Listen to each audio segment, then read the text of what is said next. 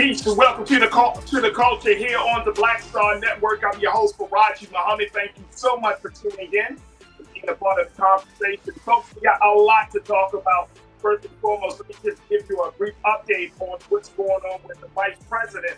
Vice President Kamala Harris is leading the charge against tackling housing injustice. I'm going to share with you what her and President Biden are doing to ensure that there is fair housing for Black homeowners, for Black homeowners seeking. So we'll have that conversation. Also, we're going to be checking in with the mayor of Lima, Ohio, Mayor Sharetta Smith, to talk to us about what she's doing with the U.S. Conference of Mayors and some other things happening in the city and the state of Ohio. So I'm looking forward to that. Later, for our big culture convo, actor Damson Idris revealed that he channeled the devil to play his role of Franklin Saint in Snowfall for the final season. He said he wanted to get certain type of energies. But then there was a little side effect of that. So we'll share with you what happened to him. And of course, we got something for you for Trends Posted doing the most. So stay with us. We got a lot to talk about right here on today's edition of The Culture here on the Black Star Network. Let's go.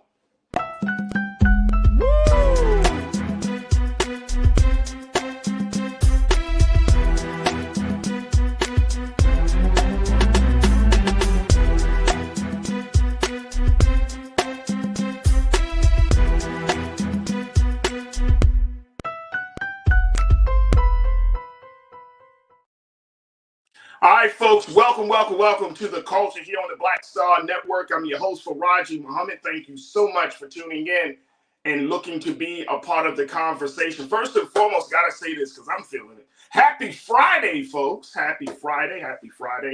Man, the month of May just went by, and now we're in the month of June. Look at that. Very, very interesting thing. Folks, we got a lot to talk about, so I want to just jump right in to share with you something that I think that we should bring to the forefront, and I'm not hearing a lot of conversation around this issue, which is, of course, the issue of housing injustice, and an issue that we have talked about here on this show for many, many times. We know that it is a big, big issue. Well, the Biden-Harris administration has decided to move forward and creating some relief for those Black folks that are seeking a home, who are looking to sell their home. So I want to share with you what the Vice President Kamala Harris is doing or has announced just yesterday in tackling this housing discrimination. My big question I'm asking you folks is, will it help? Will it help? Keep that in mind as I'm sharing this information with you. First, let me share with you what the Vice President said yesterday. Check out this quote. She said, "Today, I'm proud to announce we are developing a rule that would require the financial institutions ensure that their appraisal algorithms are not biased. For example, that they do not produce lower valuations for homes owned by people of color." She said this on a call with reporters. She said, "We are also releasing the guidance to make it easier for consumers to appeal what they suspect to be unbiased valuation." Now, millions rely on the equity in their homes to put their children through college, to fund a startup, to retire with dignity, to create intergenerational prosperity and wealth, according to the Vice President. She also said, "We also know for generations, many people of color have been prevented from taking full advantage of the benefits of home ownership." Now, Vice President said only about 5% of home appraisers are people of color, a share the administration hopes to grow through training opportunities for groups underrepresented in the industry. The administration will also make home valuation data for more than 600,000 properties public, growing a pool of data that includes 48 million homes. Man, oh man. All right, so this is the piece around the Vice President announcing this initiative. And crew, I want y'all to check in with me. I see some folks are already checking with me on our YouTube page as we're streaming live on the Roland Martin YouTube page, and we want you to join us in the conversation. My big question is, folks, as we are looking at this whole situation, do you think it will help? Now, we know that there has been a huge discrimination when it comes to Black folks who are going into the housing market either to buy a home or to sell a home. We know that there has been a lot of systemic racial barriers that have been placed about that have been put into place. But here's the other thing about this. Remember, we talked about this at I will say some time ago. We talked about how when you have those appraisers coming out to the homes and they value their homes much less, statistics show that they value their homes of black homeowners much less than they do of white homeowners. Again, another example of systemic racism.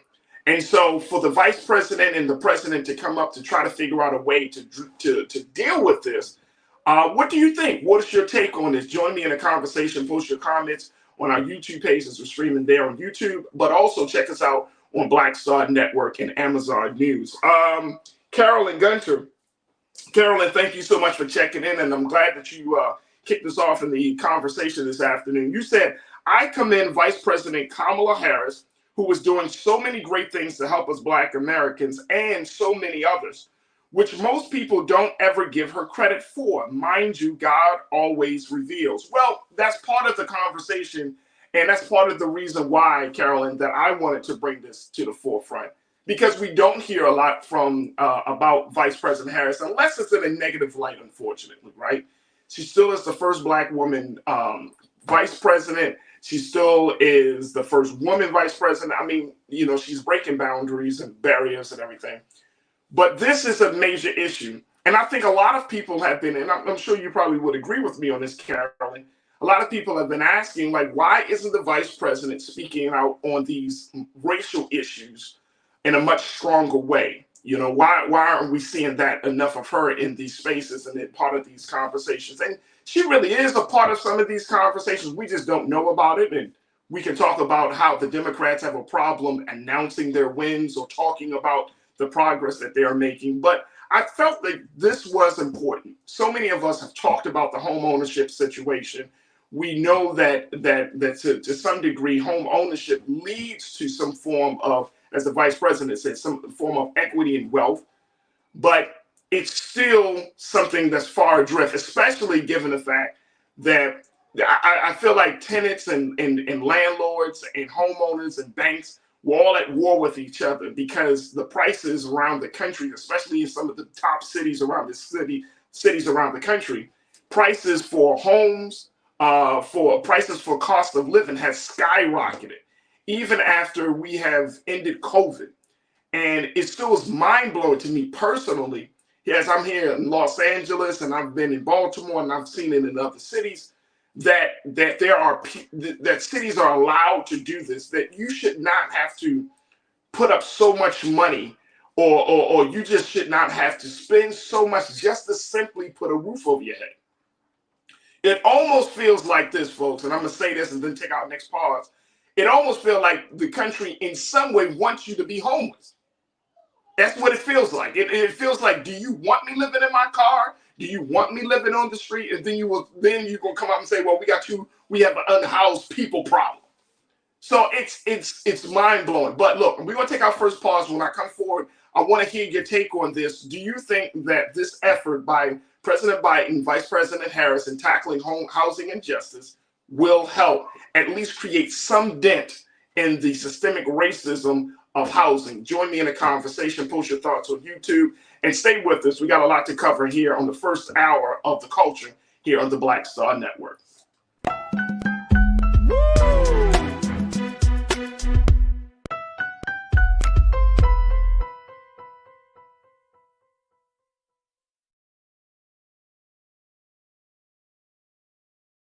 All right, folks, back to our Road Mark Unfiltered video in just one moment. When you talk about blackness and what happens in black culture, we're about covering these things that matter to us, speaking to our issues and concerns. This is a genuine people-powered movement. There's a lot of stuff that we're not getting. You get it, and you spread the word. We wish to plead our own cause.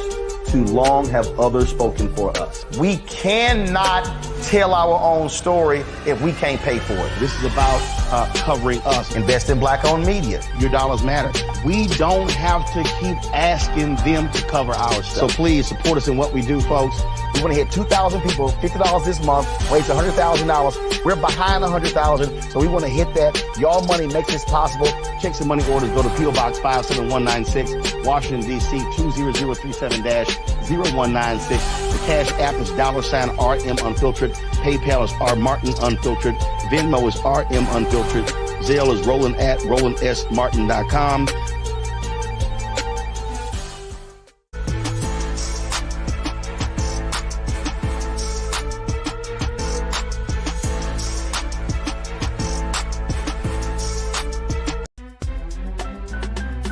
I'm Faraji Muhammad, live from LA. And this is The Culture. The Culture is a two-way conversation. You and me. We talk about the stories, politics, the good, the bad, and the downright ugly. So join our community every day at 3 p.m. Eastern and let your voice be heard. Hey, we're all in this together. So let's talk about it and see what kind of trouble we can get into. It's The Culture. Weekdays at 3, only on the Black Star Network.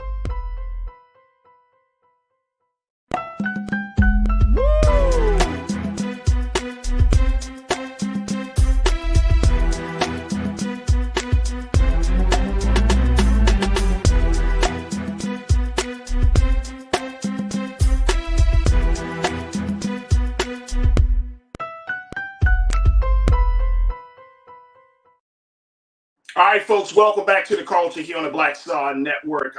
Just getting some thoughts from you about this latest effort from President Joe Biden and Vice President Kamala Harris as they're tackling the housing injustice issue.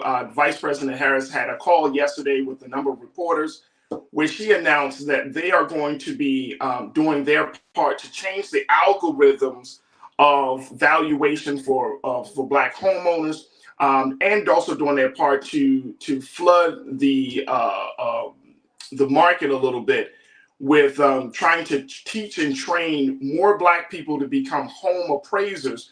Because as it stands right now, folks, only about 5% of home appraisers are actually Black. And we have talked about this issue of home appraisals being higher for white homeowners than they are for Black homeowners. Part of the problem is that the way the system is set up. And so the president and the vice president are looking to change this in a very, very significant way. And I just wanted to get your final thoughts on this, folks, very quickly. You know, as you look at what's going on with housing around this country, you know, is this going to make a dent? Is this going to help Black folks get into homes, get out of their homes, get money and the equity that they deserve? Do you think this will help? All right, let me go back to what you got to say, crew. Karen, my sister, checking in. You said this matter is overdue to be addressed. I commend Vice President Harris for working on it. When my home is appraised, I tell the appraiser, I know the comps in my area. My appraisals have sometimes been higher. Yeah, you know all of the details, Karen. I get it. And I get it. And it's crazy that now that we are at a place where when someone comes to our home to provide a service, we got to do their job better than they do their job. I'm going to say that again, y'all. It's crazy that I got to walk, you know, kind of come behind you and make sure that you do your job instead of me fully relying on your professional, quote unquote, your professional expertise. So I got to kind of do a little bit more extra research, making sure that you're not trying to screw me over in an effort to do your job. Big point. Great point. Thank you, Karen, for checking in on that. I think I saw something else. Let me just say here. Who did I see this from? I think it was Pauline. Yeah, Pauline, you made an excellent point. I'm seeing this here in Los Angeles. This is, you know, LA has a huge housing problem. Huge housing problem. We have a huge, unhoused people problem. 40,000 plus people are living on the streets of Los Angeles and LA City, and then more living in LA County. And it's a huge problem for the second largest city in the United States. But Colleen, you said some of the rent that people are paying could be used to buy their own homes. Facts. I'm telling you, it's getting ridiculous. And I think there's a small revolution that's brewing here, folks, that people are starting to fight back. Especially, I know we're sometime out of COVID, and people are like, well, COVID is over, you know, things are back to normal. And it's interesting. Here's the irony of it. We're talking about all this together that you know that the country took a hit economically. That people are more important. Saving lives is more important than generating profits. That was the talking point during COVID. Then it's like after COVID is back to capitalism. So sorry you can't get a home. So sorry you can't rent. So sorry you don't have enough money. So sorry, you should have gotten your credit up by now. So sorry. Back to capitalism. All that compassion just went straight out the door. So that's what we're looking at. I mean, if you're paying $25,000, $3,000, $3,500 to rent a place versus using that same money to rent a home, that's a problem. So Pauline, I'm with you. I'm with you. It's a very, very big problem. Let me see if I can get one more here before we take our next final pause. And then we're going to be checking in with the mayor of Lima, Ohio, Mayor Sharetta Smith, in the next segment. Here, taking in here, Naughty Ways checked in and said, LA here. Big shout out to you, Naughty Ways. Thank you so much. Tiana, you said a one-bedroom apartment is $1,200 here in Chicago, and the minimum wage is $15 an hour. Who can afford that? Hey, Tiana, as we've been saying this, the math ain't mathing. I don't know who can afford that. You folks talk about $15, man. Look, I'm gonna just say this very quickly. Let's stop talking about $15 minimum wage as if that's a livable wage in this country. $15. Come on, folks, y'all do the math on this. $15 is not a livable minimum wage. We need to talk about $25, $30. I mean, if we want to keep it real, if we are serious about making sure that people can live off of the wages that they earn when they go to work each and every day, that they don't have to think about having, one full-time job, a gig job, and then an additional job on the side, their little side hustle. That's crazy. That's absolutely insane. And yet there isn't enough brought down on banks, on realtors, on apartment complex managers, all of these places, forcing them to say, look, enough is enough. America can't keep operating and moving forward like this as if the people are going to continue to take on all the burden of corporate America. I don't care. I remember having a conversation about this during COVID. I'm going to share this and then we're going to move on. But I remember having a conversation about this when somebody told me, and I'm forgetting what corporation, but somebody told me, well, the business took a hit. The business took a hit during COVID. Can we stop trying to humanize businesses? They are entities. They are not real. They are not living things. These are entities made up by human beings. You mean the business took a hit during COVID? Well, what about people that took a hit during COVID? What about people's lives, their health, their economic situation? What are you talking about? The business took a hit. Man, I've heard some homeowners, and I've heard some landlords, and I'm not saying all landlords, but just some of the landlords and some of the operating management companies talking about, we had to eat a couple of months. So what? So what that you had to take a little loss on your million-dollar enterprise while people are trying to figure out how they're going to pay rent from month to month? So what? So let's just keep this in perspective, and it forces us, folks, and I'm going to say this, and then we're going to take a pause, but it forces us to ask the question, do folks really care about people in this country? I'm not saying we got to just completely throw away everything and just uproot to the point where it's unrecognizable. No, but I'm simply saying that people's lives aren't going to just jump back in order after a pandemic, a global public health crisis. People are still trying to recover from not just COVID, but from just the economic ups and downs that this country is embroiled in each and every day. And you worrying about the livelihood, the sustainability of a non-living entity, that's more important than the person that's in front of your face each and every day. Please, please, please, spare me. Miss me with that. I don't give a damn about a non-living entity. I'm worried about people. And that's where it is. So big shout out to the president and the vice president for trying to make a dent into this issue. And hopefully it will lead to some changes, because guess what? Black homeowners deserve to have a home just like everyone else. All right, folks, we got to take a quick pause. When we come forward, I'm going to check in and have our mayor's talk with the mayor of Lima, Ohio, Mayor Sharetta Smith. And I want to share with you what she got to say. So I want you to join us for the conversation. Stay with us. It's The Culture here on the Black Star Network.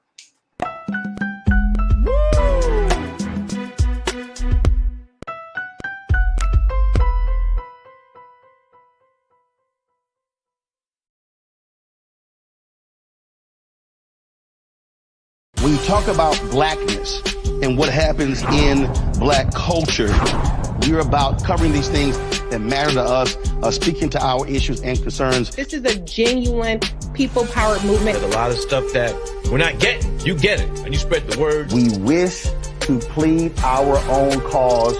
Too long have others spoken for us. We cannot tell our own story if we can't pay for it. This is about covering us. Invest in black-owned media. Your dollars matter.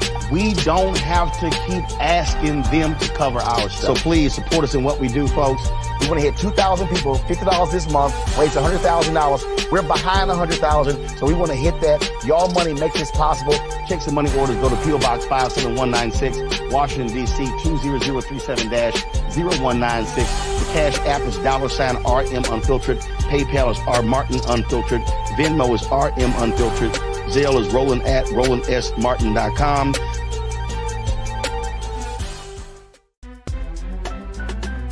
I'm Faraji Muhammad, live from LA. And this is The Culture. The Culture is a two-way conversation. You and me. We talk about the stories, politics, the good, the bad, and the downright ugly. So join our community every day at 3 p.m. Eastern and let your voice be heard. Hey, we're all in this together. So let's talk about it and see what kind of trouble we can get into. It's The Culture, weekdays at 3, only on the Black Star Network. Folks, Black Star Network is here.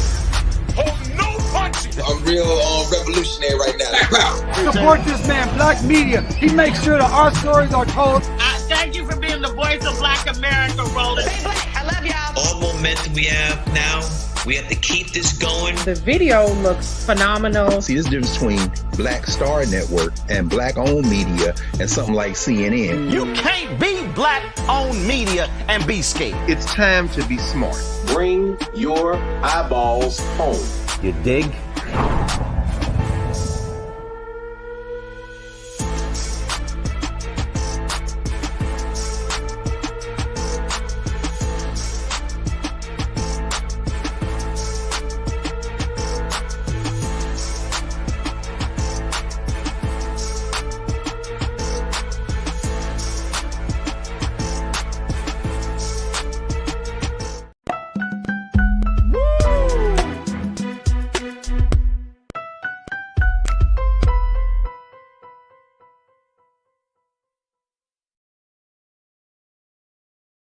All right, folks, welcome back to The Culture here on the Black Star Network. I am always happy to have various voices joining me on this platform as we talk about the issues facing Black folks and the rest of the country on this show. And I'm so happy to have our very, very special guest who is joining us as she's a part of that great congregation called the U.S. Conference of Mayors that's happening in Columbus, Ohio. And that's taking place over the next couple of days. But this mayor is on the front lines trying to do her part to change the quality of lives for so many folks in her part of the country of Lima, Ohio. I said Lima, but it's Lima, Ohio. So I'm so happy to have joining us Mayor Sharetta Smith and having this conversation with her. Mayor Smith, thank you so much for joining me here on The Culture. How are you this afternoon? I am great. Thank you for having me. Absolutely. All right. I don't want to mispronounce the name of your city because I don't need no smoke coming from Ohio right now. That it's commonly mispronounced, so it's okay. It's a mistake that most people make. But we actually did get our name from Lima, Peru, but we put our own pronunciation. Right? Lima, Peru. Yes, we put our own pronunciation on it. So, that's what happened. So yeah, that's what happened. Lima, but y'all was like, no. We are Lima. Exactly. Well, I appreciate you, Madam Mayor, for coming on to the show as we having this conversation. First and foremost, we know that you are working and are learning and just sharing and networking with your colleagues at the U.S. Conference of Mayors that's happening right there in Columbus, Ohio. How is that conference coming along? Because I know there are a lot of big issues that are on the agenda for mayors to address these days. Yeah, so this is actually the 91st annual meeting of the U.S. Conference of Mayors, and we're talking about subjects from, housing to preemption efforts from the state, as well as the rising issue of mental health among our citizens. But key is also implementing the bipartisan infrastructure bill, as well as the Inflation Reduction Act and the American Rescue Plan Act, and really trying to get those dollars out into our cities, really where the boots meet the ground and people can really see some change happening in their day-to-day lives. That's beautiful. Now that's beautiful. So as you probably heard from the previous segment, talking about what Vice President Kamala Harris is leading the charge with her and the president, tackling this housing injustice that we've been seeing over this country over the past few years specifically. What is the Conference of Mayors? What are your colleagues? What are you and your colleagues planning to do to make things a little bit more equitable for Black homeowners, Black home sellers, Black home buyers? Make it equitable for Black folks getting into that market. Yeah, so a lot of our cities are really using American Rescue Plan Act dollars to increase opportunities for home ownership, particularly among Black and brown individuals, but also trying to put some investment in those areas that have been historically experienced disinvestment. And we know that those have been communities where, Black and brown people live, quite frankly. We're fortunate that, the Secretary of HUD, Secretary Fudge, Ms. Marsha Fudge, she's a former Ohio mayor. And so she will be addressing the conference on tomorrow, along with talking about what her agency is doing with what Vice President Harris recently announced as well. That's awesome. That is awesome. Look, Madam Mayor, we're going to take a quick pause. When we come forward, I want to talk a little bit from talking about the national things to some of the things that you're doing in Lyman, Ohio, because there are a number of different initiatives that you are working on. And I want the people to know, especially kind of connecting the dots, because, we know that your city has about 25%. I was looking at the research, 25% Black. Mm-hmm. And, a lot of us may not even know what's going on in that part of the country. So I want to give you an opportunity to share with us some of the great work that you're doing. Folks, we want you to join us in the conversation as we're checking in with Mayor Sharetta Smith of Lima, Ohio. We want you to post your comments on YouTube, share your thoughts, get your questions in, and let's continue the conversations. But stay with me. We got a lot to cover. So stay with me right here on The Culture on the Black Star Network.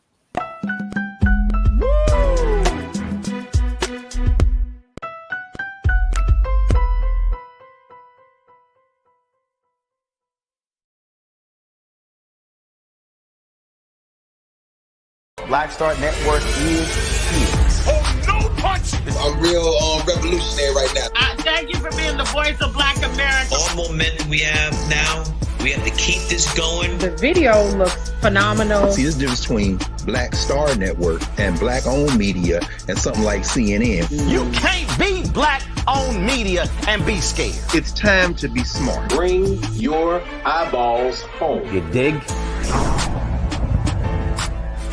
When you talk about Blackness and what happens in Black culture, we're about covering these things that matter to us, speaking to our issues and concerns. This is a genuine people-powered movement. There's a lot of stuff that we're not getting. You get it, and you spread the word. We wish to plead our own cause to too long have others spoken for us. We cannot tell our own story if we can't pay for it. This is about covering us. Invest in Black-owned media. Your dollars matter.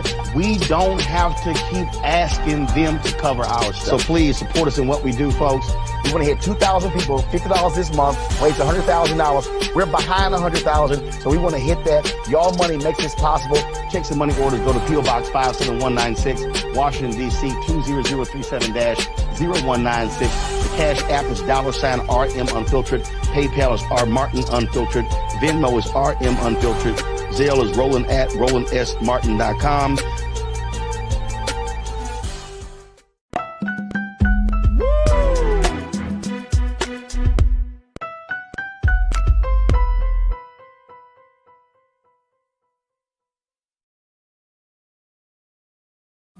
All right, folks, welcome back to the show, crew. We have been talking to Madam Mayor Sharetta Smith, who serves as the mayor of the great city of Lima, Ohio. She's joining us from the U.S. Conference of Mayors that they're gathering in Columbus, Ohio today.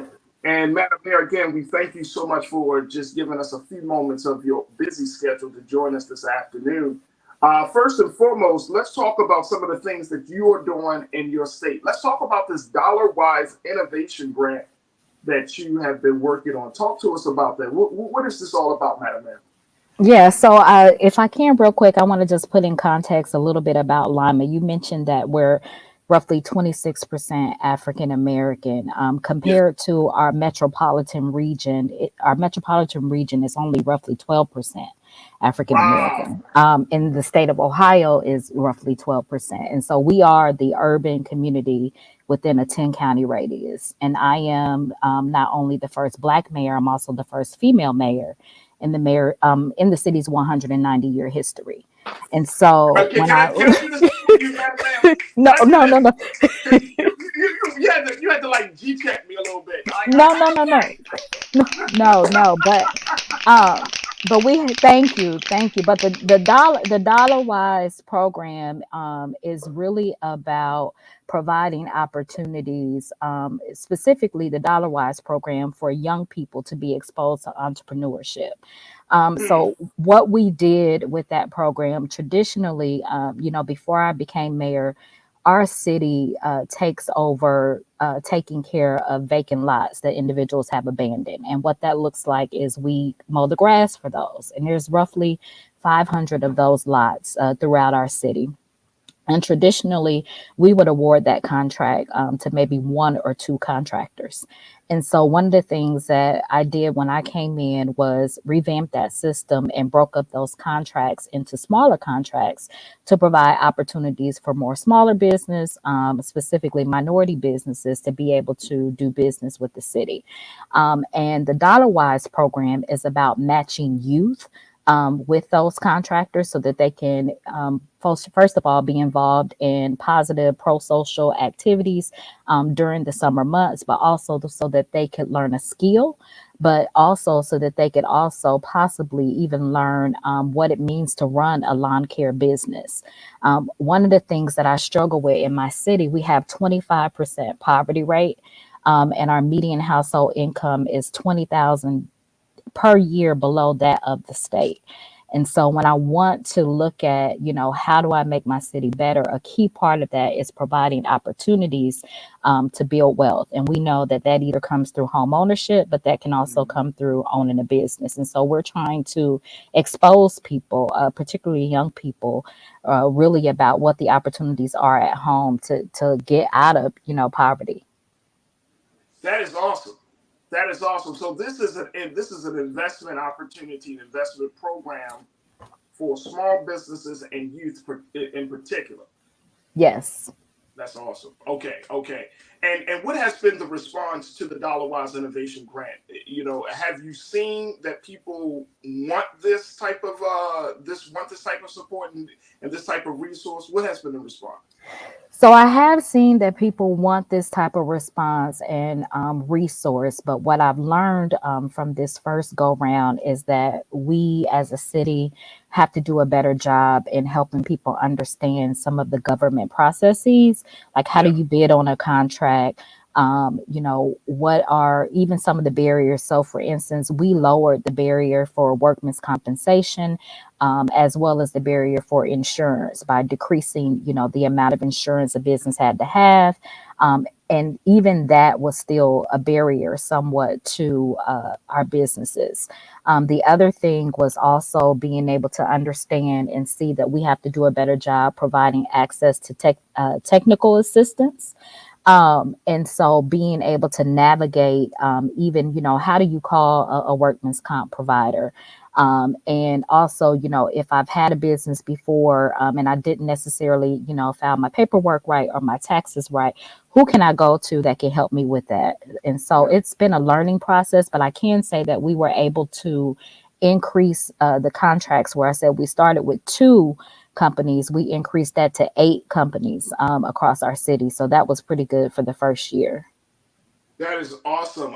Folks are checking in, Madam Mayor. Pauline, who is a resident of Cleveland, she said, hopefully my mayor from Cleveland, Justin Beebe, is there at the U.S. Conference of Mayors gathering. Maybe he can learn something. Is he there? Have you seen him? He is here, and I have seen him, yes. Can he learn something? Oh, yes. I'm sorry, I can hear. Yes, he can learn something. I know. I can imagine. Mayor Bibb and I are on the Dollar Wise panel together, and they received a similar award for a program that they did in Cleveland to increase equities across Cleveland as well. That's awesome. That is awesome. So let's talk a little bit about not just the Dollar Wise, because that's talking about investment, but there is a great concern about the state of Ohio in general. I was doing some research, Madam Mayor, and one of the things it was talking about is that now that Ohio seems to be, the population for the state has actually gotten older and whiter, and that they're seeing, let me make sure I got my notes right here, because I was like, this is very interesting, that people are leaving the state of Ohio, so the population is decreasing, the workers are leaving, and legacy cities like Columbus, even though they say Columbus is somewhat of an outlier in the situation because there's some form of growth in the city of Columbus, but that the other areas and other regions around the state are losing or considered to be legacy cities, but they're not being fully supported and invested. Can you kind of share with us, where does this put Lima, Ohio? Yeah. So Lima is one of those legacy cities as well. And I can say that we are, with the exception of Columbus, losing population. And I belong to a group of Ohio mayors called the Ohio Mayors Alliance. It's a bipartisan group of mayors from the 30 largest cities across Ohio. And we have been working intensely to reduce that trend. And some of that looks like actually listening to residents about, number one, why are they leaving our cities? And number two, what do we need to make them feel welcome and want to come back? For me, I left Ohio and moved south and came back really because of families. And so I've been, intensely looking at, what are those things? And sometimes for people, it's more entertainment options, it's better quality housing. Yeah, it's a complicated issue, and I can tell you what we've been doing, in Lima, and that is creating opportunities for home ownership. We recently partnered with the National HUD Certified Counseling Agency. An advantage to citizens in Lima with that is if they go through a first-time home buyers class with this agency, then they're eligible to receive up to $14,999 towards down payment assistance. That's good. So that's a nice little chunk of change there, Madam Mayor. It is, particularly when our median housing value in Lima is only $66,000. So that could go a long way. Yeah. So we're doing that. We're also working to have a program where we can provide some of our lots for $1 for an individual to be able to come build on those lots as well. We're also working to expand opportunities for youth. In addition to the DollarWise program, we have a specific workforce development program that is geared toward individuals age 16 through 24 who don't have a college degree. And so hopefully wanting to get them introduced to the workforce, particularly future jobs in STEM. And then we're big on entrepreneurship, providing opportunities for access to capital, access to technical assistance. We use a lot of our American Rescue Plan Act dollars to provide support for small businesses. That is awesome. But we got to take another pause, and I just want to try to get just a couple of more minutes from you, Madam Mayor. We do have a question from one of our watchers about the STEM program, but we just got to take a quick pause. When we come forward, I want to pose this question from our watcher, from our crew member, and get some final thoughts from you. Folks, we've been checking in with Madam Mayor Sharetta Smith of Lima, Ohio, joining us as she's talking to us about a number of things that are happening in her great city of Lima and what the state of Ohio is going through. You can certainly join us in the conversation, post your comments, and stay with us as you're tuned in to The Culture right here on the Black Star Network.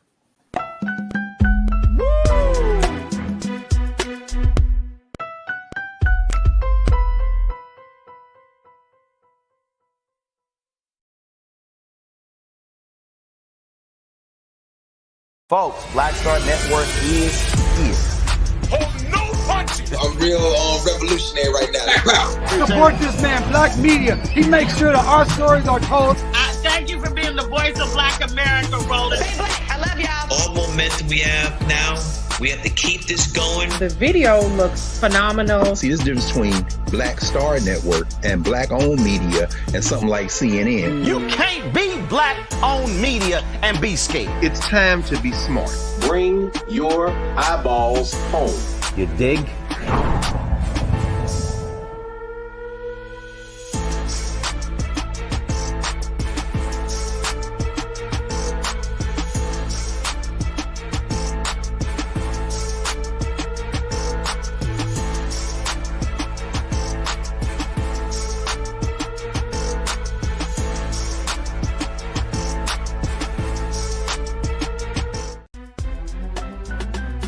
I'm Faraji Muhammad, live from LA. And this is The Culture. The Culture is a two-way conversation. You and me. We talk about the stories, politics, the good, the bad, and the downright ugly. So join our community every day at 3 p.m. Eastern and let your voice be heard. Hey, we're all in this together. So let's talk about it and see what kind of trouble we can get into. It's The Culture, weekdays at 3, only on the Black Star Network. When you talk about blackness and what happens in Black culture, we're about covering these things that matter to us, speaking to our issues and concerns. This is a genuine people-powered movement. There's a lot of stuff that we're not getting. You get it, and you spread the word. We wish to plead our own cause. Too long have others spoken for us. We cannot tell our own story if we can't pay for it. This is about covering us. Invest in Black-owned media. Your dollars matter. We don't have to keep asking them to cover our stuff. So please support us in what we do, folks. We want to hit 2,000 people, $50 this month, raise $100,000. We're behind 100,000, so we want to hit that. Y'all money makes this possible. Checks and money orders go to P.O. Box 57196, Washington, D.C. 20037-0196. The Cash App is $RM Unfiltered. PayPal is R Martin Unfiltered. Venmo is RM Unfiltered. Zelle is Roland at RolandSMartin.com.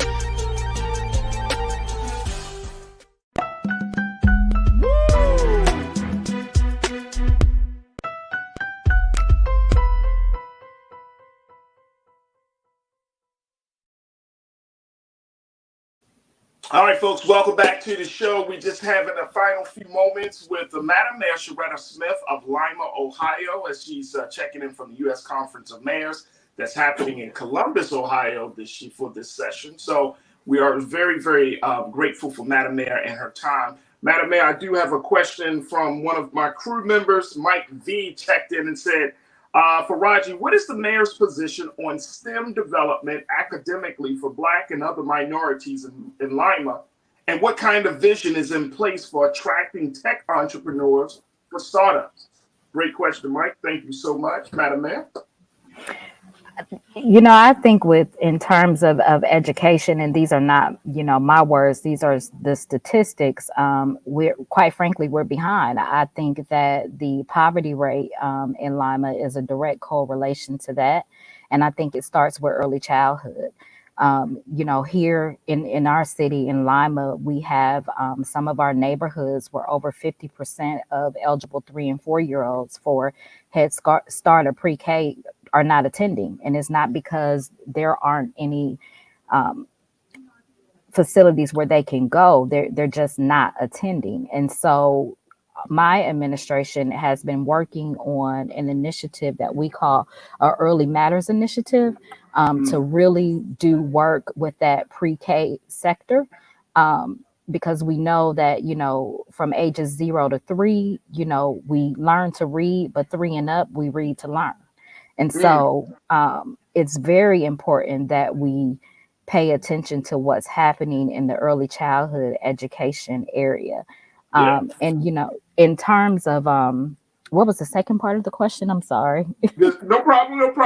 Mike said, and what kind of vision is in place for attracting tech entrepreneurs for startups? Yeah, so 2 things I think is being able to look at the quality of our infrastructure, and I'm speaking more specifically about broadband infrastructure. So we know with tech entrepreneurs, they need both high download speed as well as high uploading speed. And so one of the sessions that I'll be attending today is the session on broadband.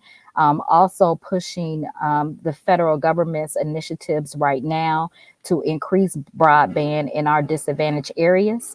And also making sure that the city of Lima is heard in the state's digital equity plan. As you all know, there's a federal mandate right now for all states to create a digital equity plan. And there is also a mandate that cities are heard, and i.e. citizens are heard in that plan. And so we're going to be very engaged with that. That information is due in August, and to make sure that there are no areas in my city where the digital divide will determine the outcome of the quality of life for the people that live there. The pandemic showed us that, you need the internet really to attend a doctor now. You need the internet for education. So there's not a world without broadband. Absolutely. You're absolutely correct. Madam Mayor, with the last few moments that we have with you, and again, we're greatly appreciative and grateful for your time. I know that speaking from tech to now looking at women's reproductive rights, that the state of Ohio is in a major debate because of a decision coming down from the high courts there about abortion. And it looks like there's going to be because the court favored putting this idea of having abortion on the ballot. It looks like that's the direction that the state of Ohio is going to be going, putting I guess what do they call it, Madam Mayor? Like an amendment or? So it is a ballot initiative, whereas there will be an August special election to increase the threshold for putting initiatives on the ballot to 60%, which is huge. And while abortion is the issue that is front line, is not just about abortion. The constitutional implications of this move by our state legislature can be dangerous if this passes. And so there's lots of boots on the ground out getting petitions, getting signatures, and really talking to the citizens about voting no on this measure. What kind of impact will it have on Lima? Will it make a direct impact, or will it kind of be an indirect situation? It'll be a direct impact. So it won't just be a issue of abortion. It will be any issue that you want to put on the ballot. You have to meet that 60% threshold.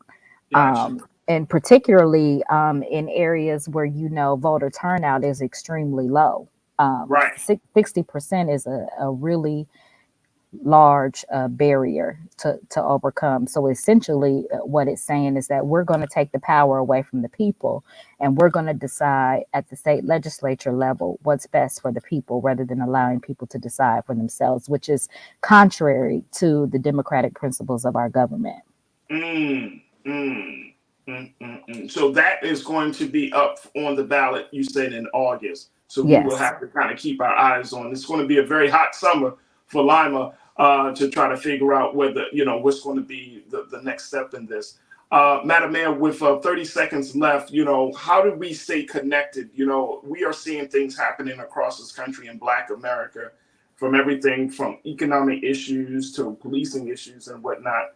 What would you say to the folks that are watching today, those Black folks that are in other parts of the country? How do we tune in and stay connected to the good and sometimes the unfortunate that can come out of Ohio, out of Lima, and making sure that we are all on the same page, or at least about something?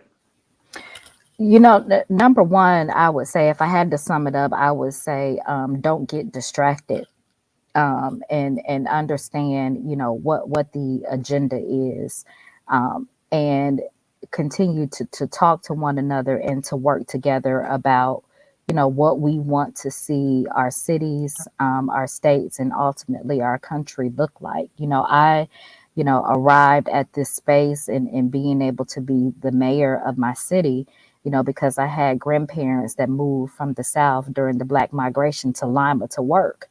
And for them, it was all about opportunity. And I would say, we've been fighting for opportunity for forever, really. Right. Yes, ma'am.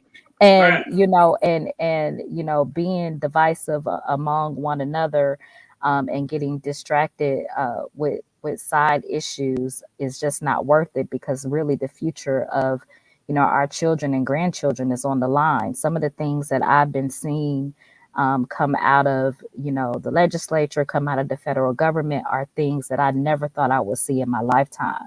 Right. And I'm a lawyer by trade. And so I understand what kind of precedent is being set with some of these statutes and some of these moves that are being made. And so I would say we need to stay educated. We need to stay vigilant. And we need to keep talking to one another, and get on the same page with what that agenda is. And it really is what, and I'll end by saying this. I'll quote Dr. King. Dr. King asked America to be what she said she was on paper. And that's what we want. We want America to be the land of opportunity for everybody. Absolutely. Amen. You might want to throw out there, you probably got a little pastor in you there too. It's a little special calling. Yeah, my granddad was a deacon. So. I'm not surprised. Surprised. Madam Mayor, I truly appreciate your time and your insight in keeping us up to date on what's happening in the great city of Lima, Ohio, and more importantly, what's going on with the people there in that part of the country. We appreciate you. How can folks stay in tune with the work that you're doing? So I am on Twitter. I'm also on Instagram as well. And the handles for those are Sharetta for Lima. It is very simple. Sharetta for Lima. All right, Madam Mayor, we appreciate your time again. Thank you so much. And we look forward to reconnecting with you sometime soon to give us your insights about everything that's happening, giving us a progress report. But thank you so much for joining us here on The Culture, here on the Black Star Network. Thank you for having me. Absolutely. All right, folks, I got to take a quick pause. When we come forward, let's check in, have our big culture convo, talk about Damson Idris channeling the devil for the final season of his hit show, Snowfall. What does that mean? What does that really mean? We're going to be checking in with culture crew member Corinna Denise to get her take on that and more, a whole lot of other stories. So stay with us. More of the culture coming up next here on the Black Star Network.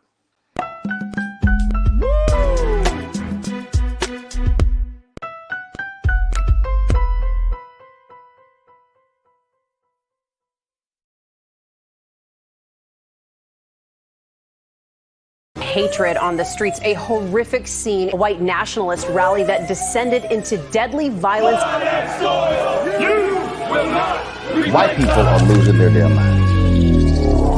As an angry pro-Trump mob storms the U.S. Capitol, we're about to see the rise of what I call white minority resistance. We have seen white folks in this country who simply cannot tolerate black folks voting. I think what we're seeing is the inevitable result of violent denial. This is part of American history. Every time that people of color have made progress, whether real or symbolic, there has been what Carol Anderson at Emory University calls white rage as a backlash. This is the rise of the Proud Boys and the Boogaloo Boys. America, there's going to be more of this. Here's all the Proud Boys, guys. This country is getting increasingly racist in its behaviors and its attitudes because of the fear of white people. The fear that they're taking our jobs, they're taking our resources, they're taking our women. This is white fear.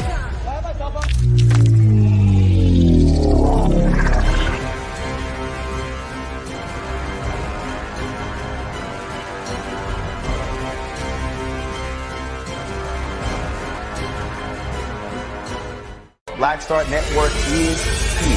Oh, no punch! I'm real revolutionary right now. Thank you for being the voice of Black America. All momentum we have now, we have to keep this going. The video looks phenomenal. See, this difference between Black Star Network and black-owned media and something like CNN. You can't be black-owned media and be scared. It's time to be smart. Bring your eyeballs home. You dig?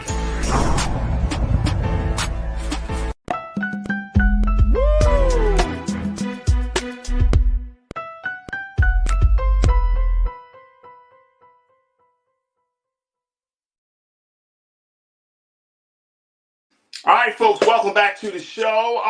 Let me just start this segment off because I think this is a very interesting story. Some of you might be like, why are we talking about this? It's very interesting. It's interesting, and it's cultural. Here's the story of actor Damson Idris of Snowfall fame. He's the British actor that plays the lead character in the show that was just ended its 5th season. The show had a phenomenal run. It was created by LA native John Singleton, talking about the culture of drugs and the impact that it has on the community and people. And it is one of the top rated shows on cable. And Damson Idris was sitting down with a group of other highly, I would say, very talented actors in a special round table where he talked about his process of getting into the character of drug dealer / entrepreneur Franklin Saint. But as the character arc of his character got more and more darker for the final season, and if y'all watch Snowfall, y'all know his character just went through it. For the final season, he said he decided to get through an actor's block by taking on a very, very different view of what his character needed to do and how he can express his character. Take a listen to what he had to say. I remember sometime we do 10 episodes for my show, and in this last season, I was hitting a block, right? I was like, oh, I'm not doing it right? So I went in the corner, and then I was looking at the wall, and I was like, come on, devil, right? Come to me, because I had to do something like crazy, right? Had nightmares for a month. So it does come to it or after? Like I had nightmares every day. Like I felt that energy. Oh, interesting. And I had to pray and do all this stuff to like get rid of it. And you call your mom up and you're like, bring me back to life. And that stuff is real.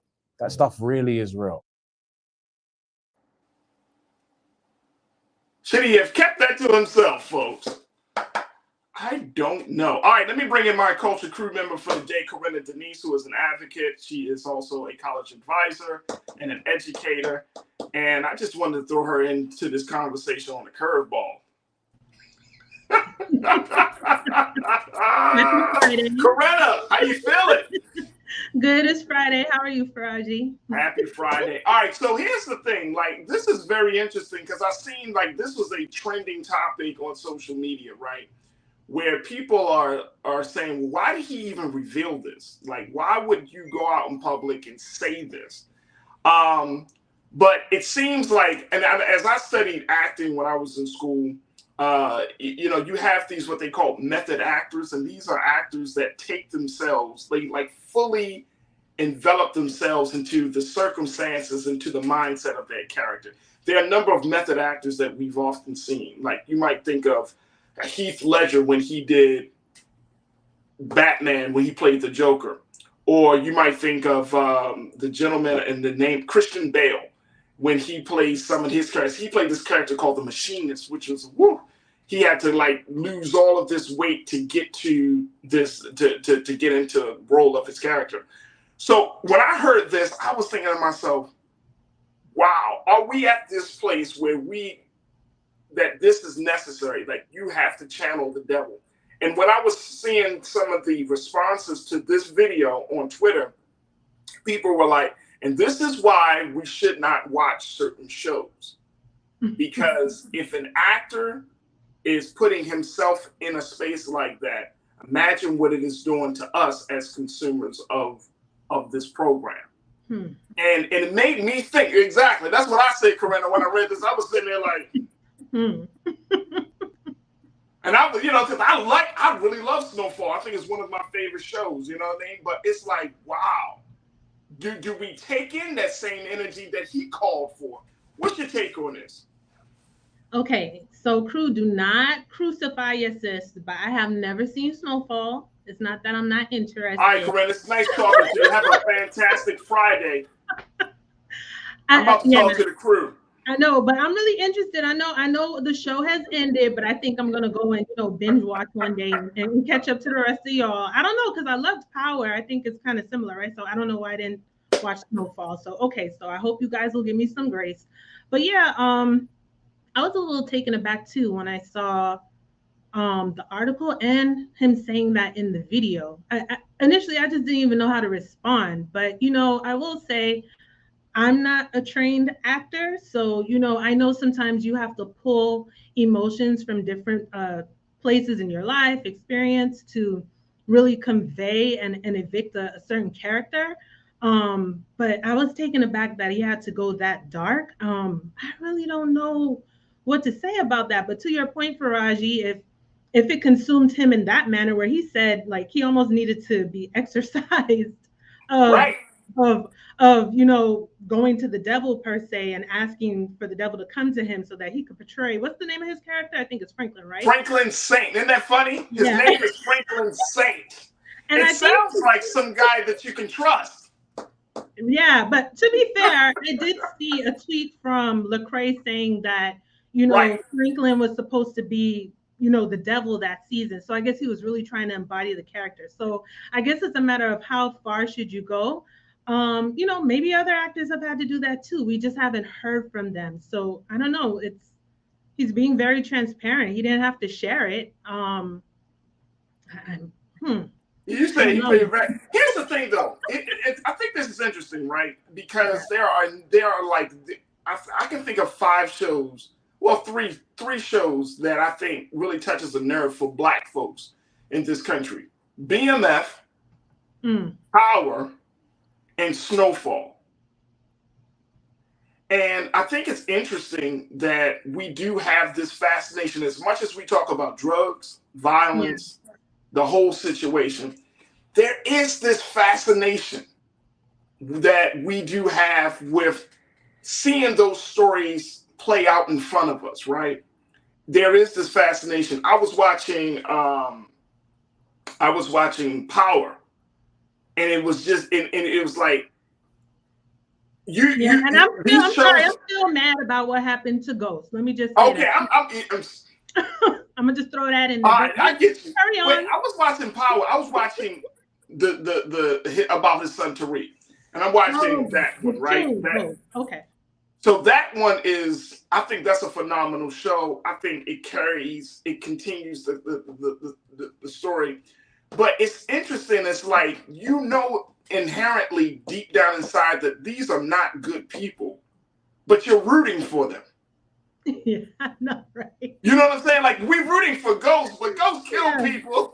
Yeah, Ghost was trying You to know get what I'm out the saying? game, and Tasha was like, "No."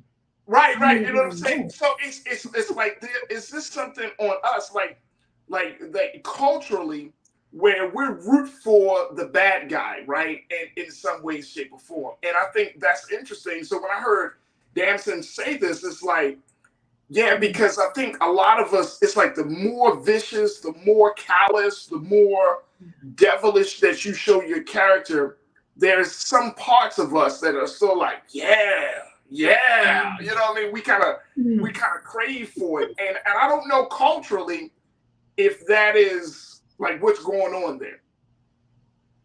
Yeah, I don't know.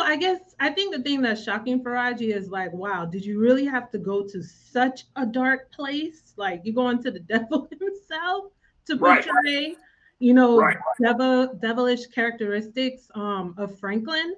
So that's interesting. But I think there's probably another side. We don't know what kind of exercises, things that actors do. Like, I don't know the craft that in depth, and I don't know if that's part of the craft. So I raise those questions. Like, no, channeling the devil is not part of the craft. I don't remember what my acting teachers ever told me. Like, if you really want to be satanic, go into a seance. Like, but you know what was really deep to me was when he was saying he had to really pray himself out of that. Like, he was like, it is real, and that almost that he needed to be exercised. Like, what? Like, that's deep. And I have heard other actors say, that they've become so involved with the character that they were still in character even after like filming was done. So I've heard that to be true, and that could happen. But for it to be in this case where he is, portraying essentially being like the devil, like, that's deep. And there may even be some trauma there. I don't know, but I think it was brave of him to share it, especially in our society today, where you're crucified for putting anything on the internet. It's very shocking to see that video. But I don't know, maybe he should have just left it alone. I would imagine he's getting some good, bad, and indifferent backlash. But people are not happy with him. Some people, I'm not going to say everybody, but some people are not happy with him. But, when you talked about, kind of not taking a moment to get out of character, there's the famous story of Denzel Washington when he played Alonzo from Training Day, that it took him a while to get out of that character. But he also went through the same thing when he played Malcolm X for Spike Lee's movies X, too. Like, he was totally enmeshed in the character. But I think I was reading very quickly before we take our next pause, I was reading one of my favorite shows that just ended just this past Sunday is Succession. And if you haven't seen the show Succession, folks, it's great. But that's on my list to watch. Phenomenal. It ended in an unexpected way, in a twist.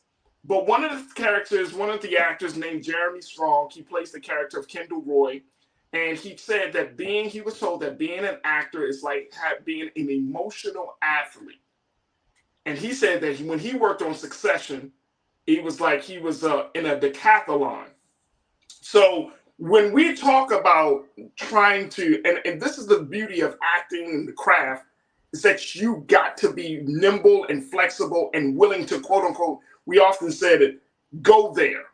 Yeah. You have to go there. And culturally, I wonder how much of an impact does that make to go there, especially in 2023, where we have idolized these characters, right? We have idolized these characters so much so that, Scarface becomes not just a character on screen, but he becomes a persona that people take with them in their personal and real lives. Yeah. So, it's like a fine line that folks are walking. Folks, I got to take this quick pause. When we come forward, we'll continue the conversation talking about Damson Idris. I would love to hear what you got to say. We're checking in with our sister, Corinna Denise. And, of course, I want to hear from you. So post your comments on our YouTube page as we are streaming there, and continue streaming on Black Star Network and Amazon News. And stay with us. You're tuned into the culture here on the Black Star Network.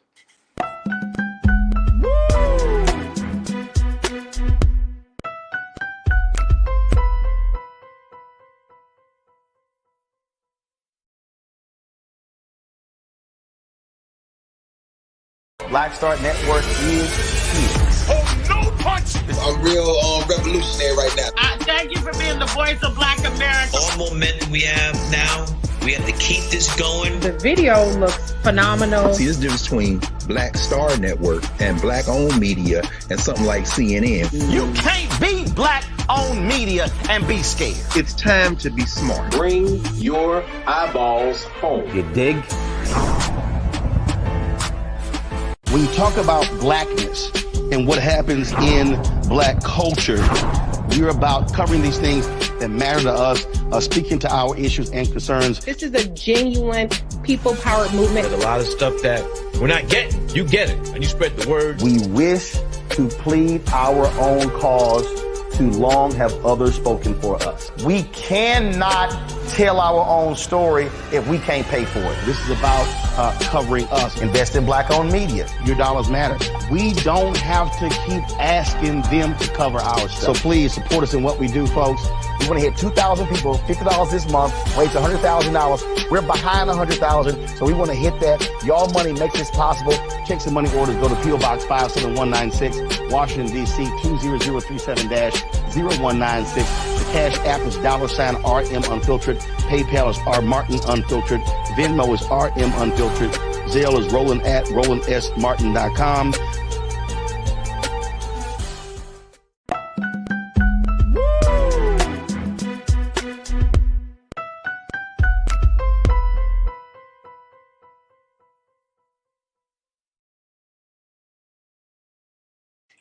All right, folks, welcome back to the show. We've been talking about the revelation that actor Damson Idris had recently shared on a roundtable that he had with other actors, where he talked about how he decided to channel the devil as he played his character Franklin Saint for the final season of the hit show Snowfall. And the actor Damson said that it took him some time to break out of that space mentally, emotionally, spiritually, that he had to pray his way out. He had to seek his mother for assistance, and that he was experiencing nightmares over a month after calling on the devil to inspire him for his character. When art imitates life, and then it gets too real. We've been checking in with my sister Corinna Denise to talk about this. But Corinna, how do we? And I'm saying again, this is one of those conversations, because as much as we are quote unquote conscious, as much as we seek good things, there's that part of us that is still attracted to the taboo. Is part of us that's still attracted to the darker elements of our humanity, right? Of our thinking. And that's one of the really fascinating things that I find to be interesting, especially when you're studying like psychology, social science and everything, that the human being has this constant like compulsion that regardless of where we might be, there's a little bit of inclination towards the darker side of who we are. Do you think that that is something that we should be concerned about in controlling? I mean, I think we should be cognizant a little bit, but I mean,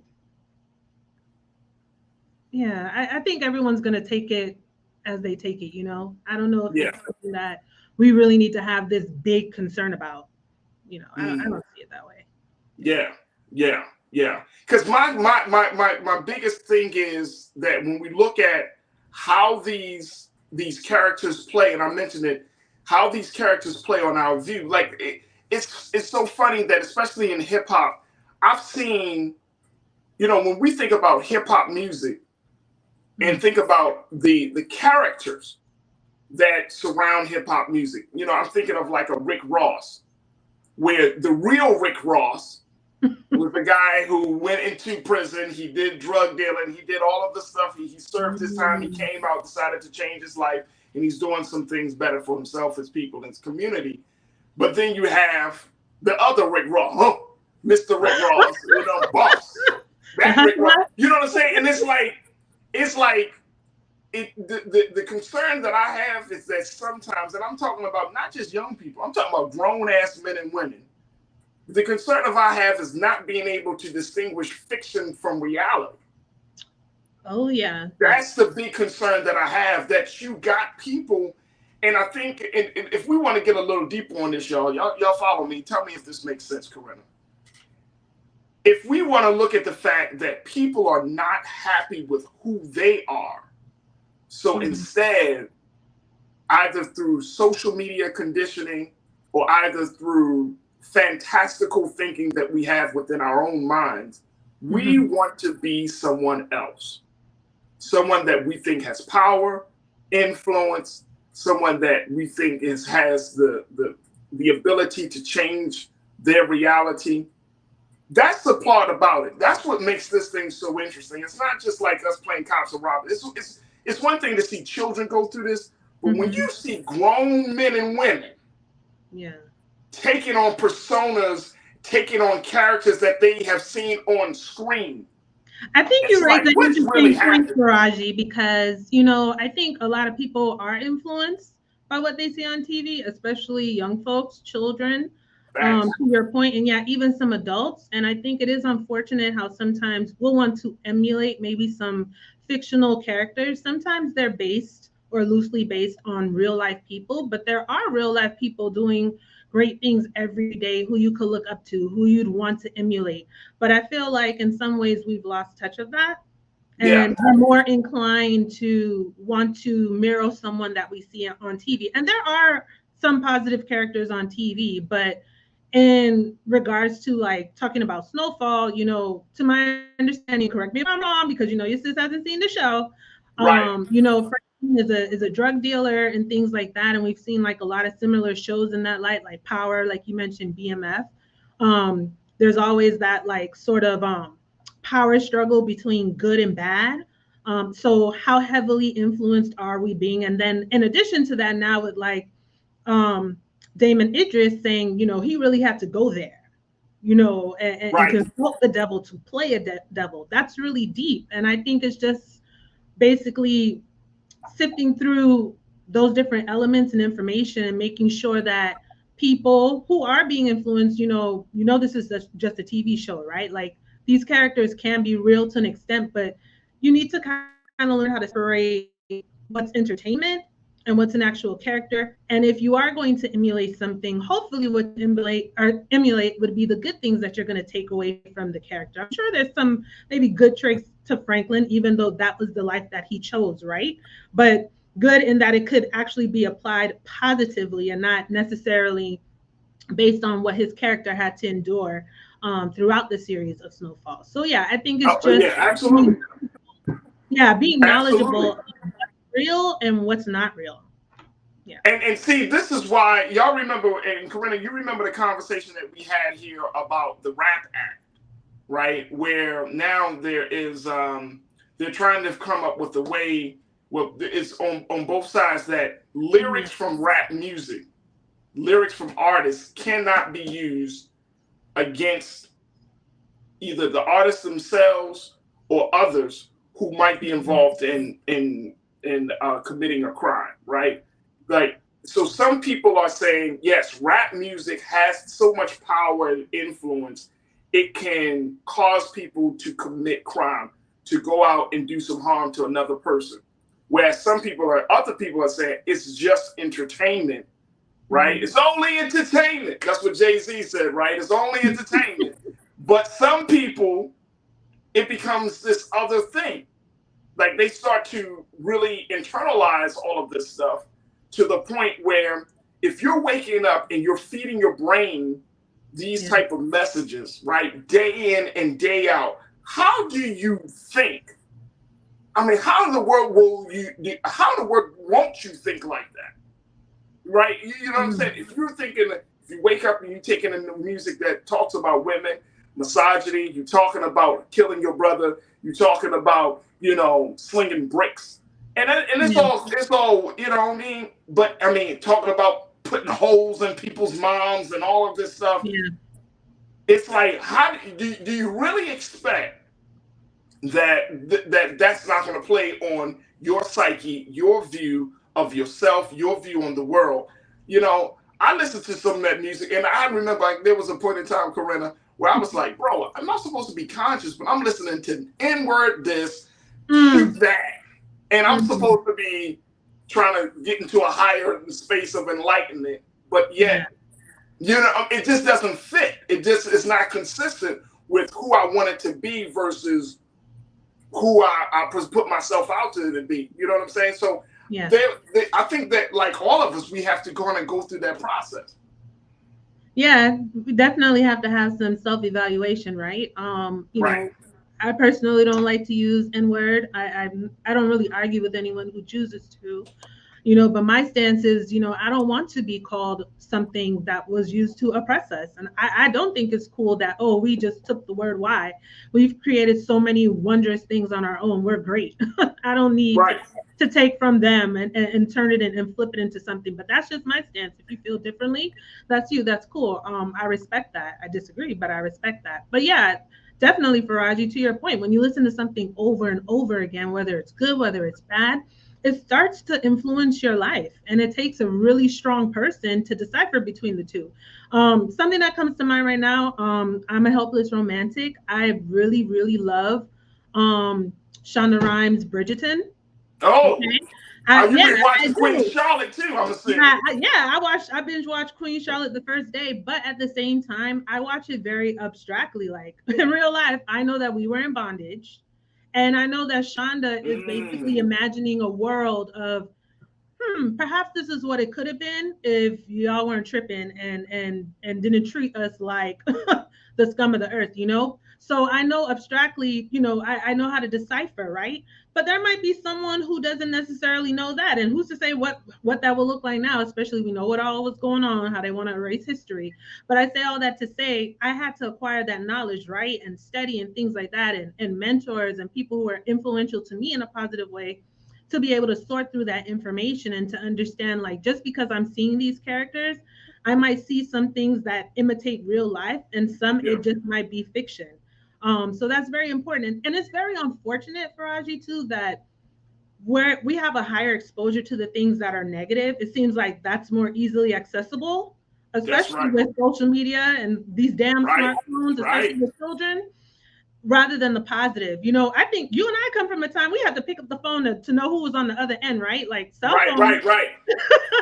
You know, like, you know, I'd be taking my kid's phone and like going through it. Like they have so much easy access to things these days that, you know, there was a time when you had to walk into the store to get like the tabloids, right? Now it's just like you just swipe your phone and all the dirt, all the news is there.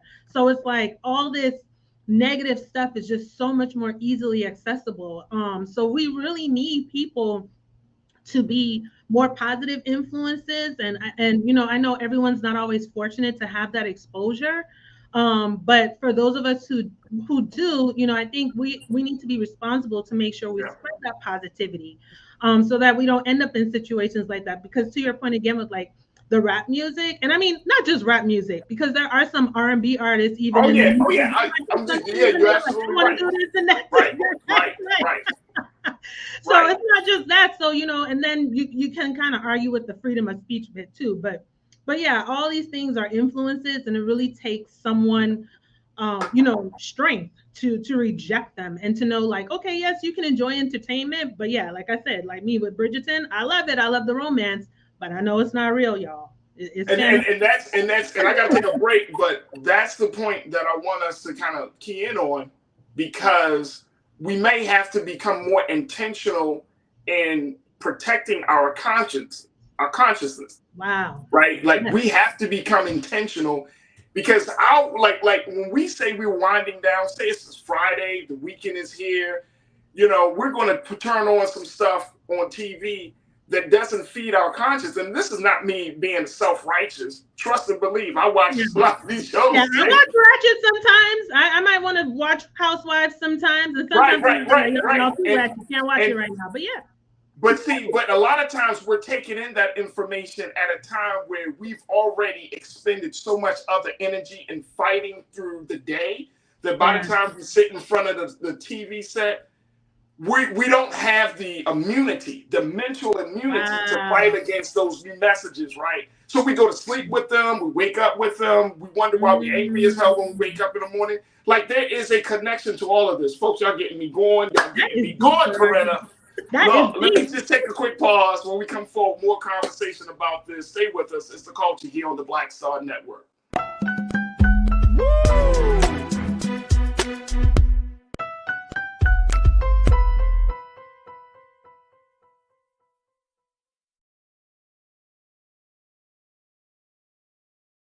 Hatred on the streets, a horrific scene, a white nationalist rally that descended into deadly violence. White people are losing their damn minds.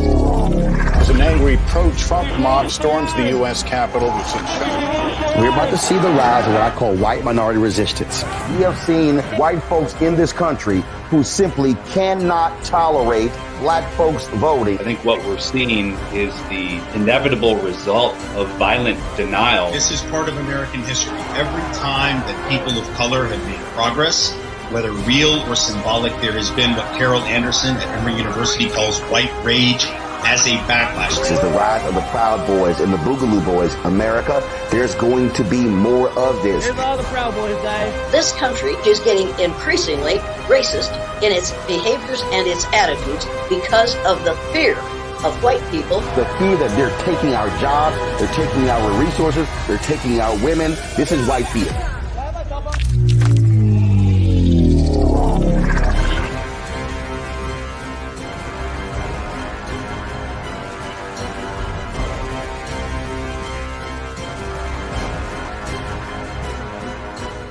Black Star Network is here. Oh, no punch! I'm real revolutionary right now. Thank you for being the voice of Black America. All momentum we have now, we have to keep this going. The video looks phenomenal. See, this difference between Black Star Network and black-owned media and something like CNN. You can't be black-owned media and be scared. It's time to be smart. Bring your eyeballs home. You dig?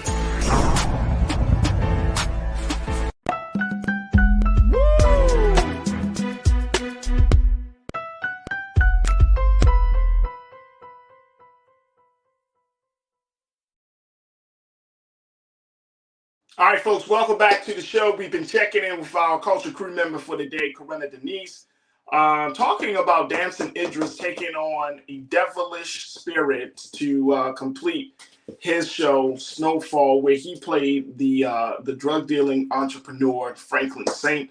He said he went to the devil, and he called on the devil to be the inspiration for his character, but the side effect was that he personally had undergone nightmares, and he found it very hard for at least a month to get out of that emotional, mental, and spiritual space. But now we're talking, it opens the door to the power of influence from TV, movies, and other messages that we all submit ourselves to in some shape or form. And Coretta, I want to bring you back into this because the crew is talking right now, Coretta. The crew is talking. Sean Ryan, you checked in and said DMX alternative Evil Self was Shorty and Eminem was Slim Shady.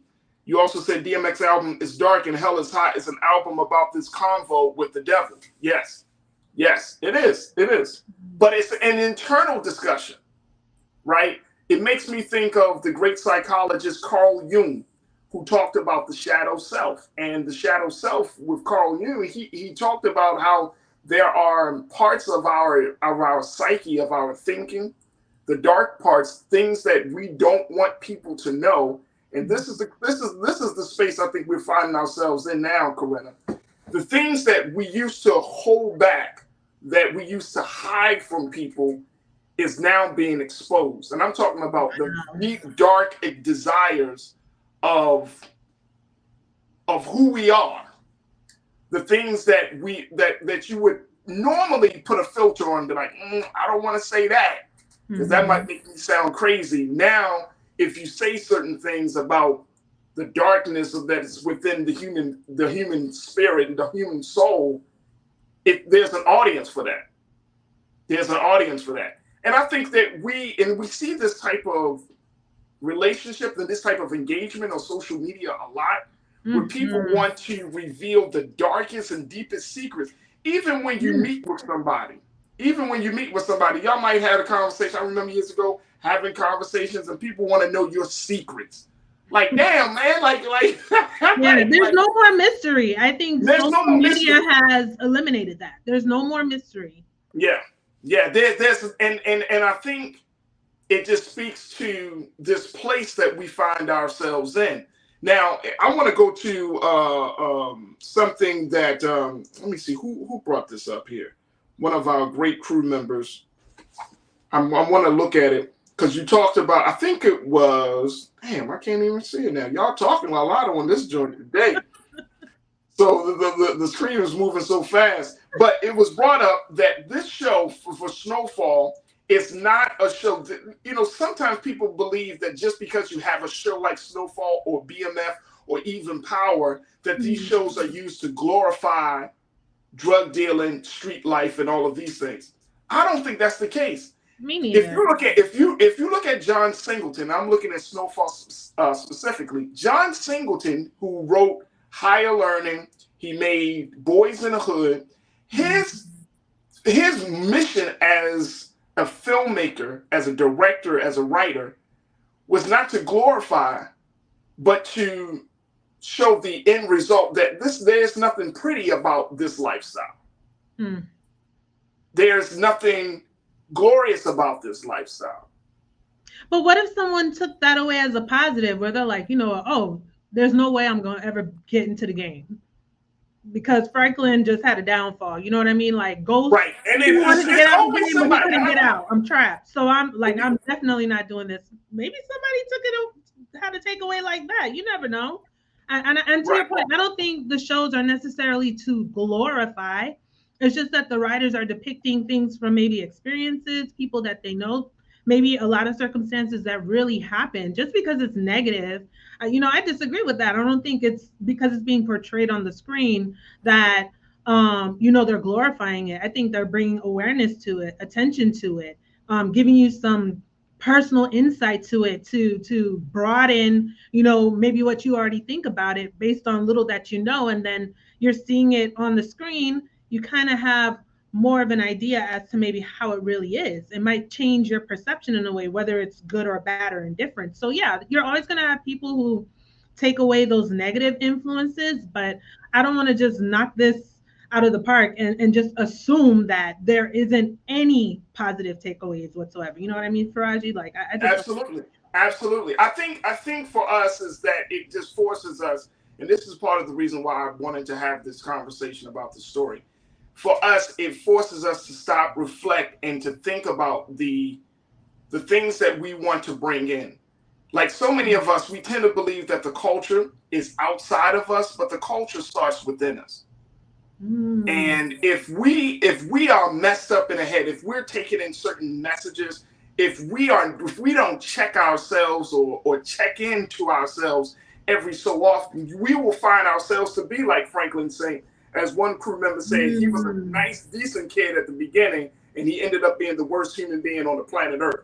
That we can all be a part of a culture where we're like, no, I'm good. It's like, remember the old saying, like, if you put a frog in a cup of boiling water, if you were to put a frog in some water and boil it, it would not jump out of the water automatically. Because its tolerance becomes higher and higher versus if you put a frog in a boiling water, it's going to naturally respond. And that's the way the culture can sometimes get, is like we initially might push away certain elements of messages, but then over time we start to tolerate it, and then over time we start to embrace it, and then over time we start to embody it. You are so right, because we tolerate and we embrace many things that we shouldn't, and we're so indoctrinated in it and curated by it that it's really hard to let go of. And it just goes to show, like, again, it takes those positive influences, hopefully, to outweigh the negative ones. But yeah, Franklin started out good.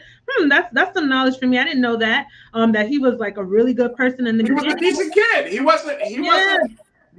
But to Tiana said it.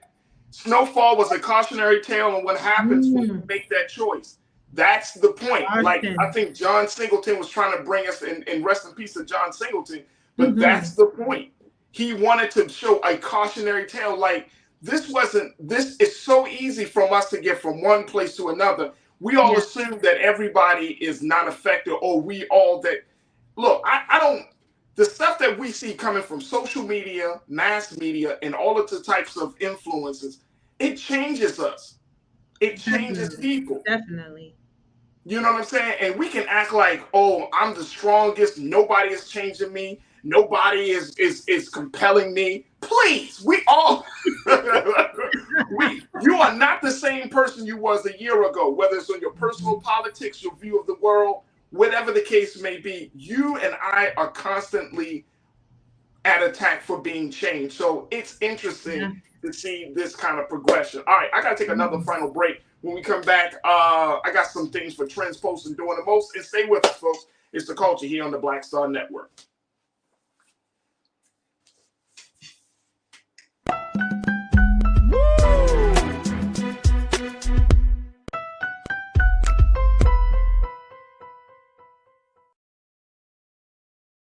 Pull up a chair, take your seat. The Black Tape with me, Dr. Greg Carr, here on the Black Star Network. Every week, we'll take a deeper dive into the world we're living in. Join the conversation only on the Black Star Network. Hi, I'm Dr. Jackie Hood Martin, and I have a question for you. Ever feel as if your life is teetering and the weight and pressure of the world is consistently on your shoulders? Well, let me tell you, living a balanced life isn't easy. Join me each Tuesday on Black Star Network for A Balanced Life with Dr. Jackie. We'll laugh together, cry together, pull ourselves together, and cheer each other on. So join me for new shows each Tuesday on Black Star Network, A Balanced Life with Dr. Jackie.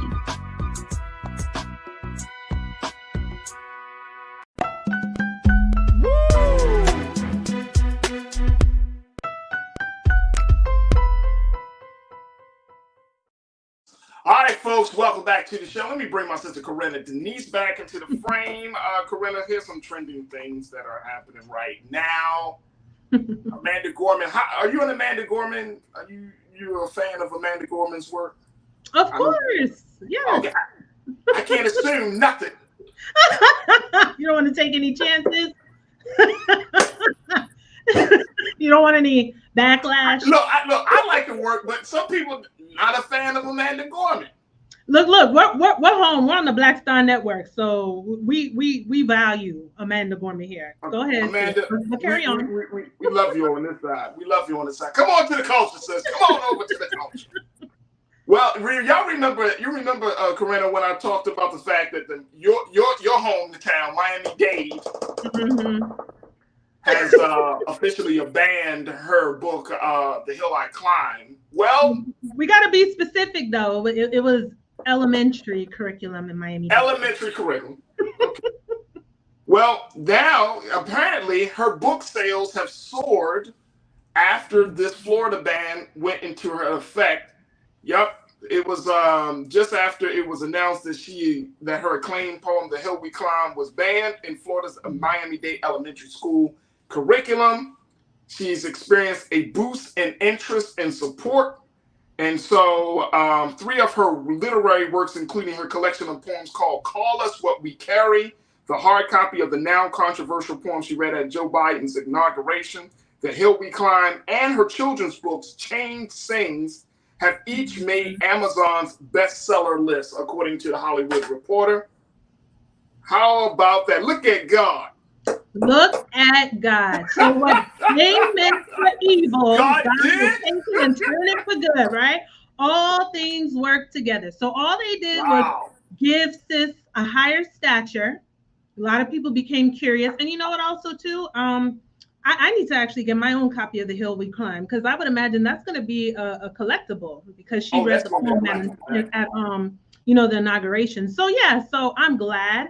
I hope they feel like shit for and they see the sales, but I think this is amazing, and I hope the sales also speak to something that you and I were talking about on the show a couple of weeks ago. In the meantime, while they're trying to ban history and take it out, that doesn't mean we can't teach it, y'all. We still need to be sharing these things with our children. Like I said, I talked about the village. We have places outside of the classroom. Kids are always learning, and it shouldn't just take place in the classroom. So that's important. So shout out to Amanda Gorman. We support you. Keep thriving, sis. And yeah, I think this is amazing. And I hope it also propels people to also get some of the other books that have been quote unquote banned. Because there's so many books, and just for the most ridiculous reasons. But we have to always remember, just because it's not in school, doesn't mean you can't pick it up at your bookstore. Check it out from the library. Well, hopefully, I guess it depends on where you live, because God knows they'll probably come for the public libraries next. You can't even check it. Right. How about that? But I say all of this to say, I think this is amazing, Faraji. Absolutely, it's God did. That's all I can say. God did. Davey said, check this out, Corinna. He said, Amanda has a way with words. I'm not patriotic at all, but her inauguration poem was fire. The delivery, the pace, the wordplay. She was spitting for real. Yes. So I agree. It's just interesting. And here's one more thing too. Just real quick. Something else that this young woman stands for. I mean, she's a Harvard graduate. She grew up in a single parent home. She's very young. I think she's not even 30 years old yet, I don't think, so I think she is a positive, motivating influence for the youth, how to use your words effectively. So, I hope the little raggedy parent who filled out the form, who thought it was Oprah who was the author, because, we all look alike. We all look alike, so she didn't even know who the hell wrote The Hill We Climb. Like, oh, you know what? Let me just put Oprah on here real quick. Yeah. You just shot her book sales up. So thank you. What you thought was for damage, but it's good. There we go. There we go, Keenan. Let's hear that one more time. Yes, sir. Yes, sir. Yep. The price has just gone up, folks. Big shout out to Amanda Gorman, and really importantly, I think one of the big lessons we can take from this, I was always taught by a wise man, every knock is a boost. When you're trying to do something good, when you're trying to do something righteous, every knock against you is a boost. So big shout out to Amanda Gorman. How about that? Corinna, I appreciate you, my sister. Thank you so much for joining me and being a part of my musings as we talk about the culture. It's always a pleasure to check in with you. And I look forward to connecting with you, God willing, next week. Peace. All right, folks, that's going to do it for us. I thank each and every one of you. We have had a fantastic week of conversations and special guests. Next week, we're going to keep it rocking and rolling. I got some more special voices to join us in the discussion, so make sure y'all tune in. But more importantly, do your due diligence. Go to our website today at blackstarnetwork.com, blackstarnetwork.com. Show your support for what we're doing here each and every day here on the social media space. And we would love to get your support, financial support, sharing the content, and most importantly, letting people know that Black digital media is here and we're here to stay. So go to Black Star Network and follow us on Instagram and Twitter. And while you're there, follow me, yours truly, Faraji Muhammad. You can follow me at The Real Faraji on Instagram and at Faraji on Twitter, and I would love to connect and build with you. All right, folks, that's going to do it for me. 6 o'clock Eastern Standard Time, Roland Martin Unfiltered. But as always, never be afraid to challenge what's wrong. Stand for what's right while being yourself in the process. God willing, we will talk on Monday for another exciting edition of The Culture right here, only here, exclusively here on the Black Star Network. Thank you so much to my team. Thank you, crew. Have a great weekend. Peace.